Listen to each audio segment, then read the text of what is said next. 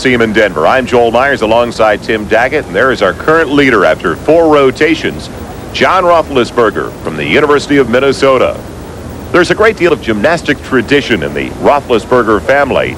John is coached at the Golden Gophers program by his father, Fred, who is here performing for the United States at the 68 Summer Games. Fred was a 2-time Olympian for the United States, and John's sister Marie performed for the U.S. team at the 84 Summer Games in Los Angeles. With that great tradition, we asked John if there was some added pressure. Personally, I want to do well because they did well, but they themselves don't put pressure on me to do well at all. I mean, they could care less whether I was a football player or a baseball player or a gymnast. But you know, they support me a lot and encourage me. But as far as pressure from them, I don't get any other pressure. Ready for the start of his 5th rotation, John Roethlisberger with maybe his strongest area, the floor exercise. That's right, Joel, but he really isn't a flashy guy on this event. But once again, he is definitely consistent. A beautiful full in back out to a perfect landing. What we'll be looking for is skills just like that, acrobatic tumbling elements. He'll also show us a 1-leg or a 1-arm balance position. The one thing I like about John in the floor exercise, Tim, so many of the gymnasts rush themselves. He always seems composed. You know, and that's really a true trait of a champion. You couldn't even imagine that this kid is only 19 years old. That usually takes years to perfect. And Tim, even though this is the optional portion of the program, we are seeing compulsory skills included in the routine. That he must show us flexibility, strength, and also balance, which he's doing right now with a Y scale. You know, up to this point, John really hasn't done a dramatic routine. It's been very clean, but nothing too difficult. His dismount. Oh, it's a full in back out. Great dismount. So up until that point, Tim, it had been a fairly basic routine until the final tumbling pass. That's right, and this changes the whole picture of the story. Let's watch this. He'll do a full twist on the first part of this somersault here. Most people are just doing a double back, but he does a full in back out at the end of a routine. This is so hard. And he lands beautifully. That degree of difficulty could prove to be the difference for Roethlisberger on the floor exercise, and it's a 9-7. Yeah, that 9-7 is an excellent score for the floor exercise. Chris Waller now on an apparatus that has been a problem for him in the past. I've seen him many times not have enough rotation to put his feet on the ground. Whoa, and it's an excellent vault. Beautiful landing for Chris Waller. You can see he's probably more pleased with this than any other event that he's done this far. Now, what makes this vault so difficult is his body is completely stretched or extended throughout the entire phase of the vault. Very difficult skill. So Chris Waller with a 9-6, currently in 2nd after 4 rotations. And should stay right there with that 9-6 on the vault as Trent Demas gets ready for an area that has not been one of his strongest over the last 12 months, the floor exercise. Trent is obviously going through his routine in his head prior to the competition. Many athletes use visualization to help themselves relax and prepare for the event. At 5 feet 9 inches and 150 pounds, Demas is one of the tallest. Yeah, and that height causes some problem with the acrobatic movements, but it also makes him look very nice in the air, as you saw right there on that 1 3/4 laid out somersault. With some of the gymnasts, especially on the floor exercise, and they don't have the strongest legs, do they try to stay away from landing on their feet at times? Well, that is exactly what Trent has chosen to do. He doesn't have the legs to do a full in, full out on floor or a double layout. So he picks something where his body looks very elegant, very nice in the tumbling pass. Trent is a former junior national champion. This actually is a very easy exercise. But once again, look at only 19 years old, and boy, this kid is composed. Trent won the recent individual meet between the U.S. and the East Germans, beating Silvio Kroll, their outstanding gymnast, and he said he was surprised that he won it, but probably felt he won it because he was so loose going in. Here's a double back dismount, and nowhere near as difficult as John Roethlisberger, but didn't give too many tenths away. You know, he seems to be rubbing his neck a little bit. I think what he did is he hit his head on his first tumbling pass, where he's actually rolling out and coming right down on his head.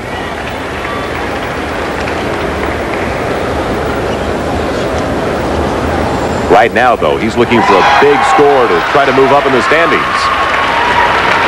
After his floor exercise, and he gets a 9.55. Well, that won't move him very far up. He'll try to hold his position.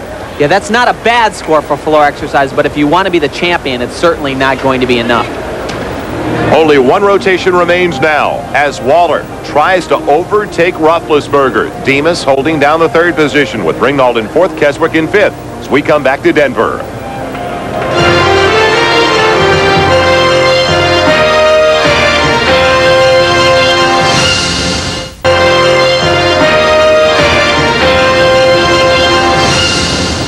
Welcome back once again to the U.S. Gymnastics Championships at the Coliseum in Denver, Colorado. I'm Joel Myers alongside Tim Daggett, and one of the top five, Trent Demas, currently standing third, gets ready for his final apparatus, the pommel horse. And Tim, whenever you talk to any of the gymnasts, they say this is the one area that they like the least. Yeah, they are scared, especially in this situation. Last event in his first major championships, this is a hairy one. I feel this is the one apparatus where you see gymnasts fall off of more than any other. That's right. The slightest mistake brings disaster.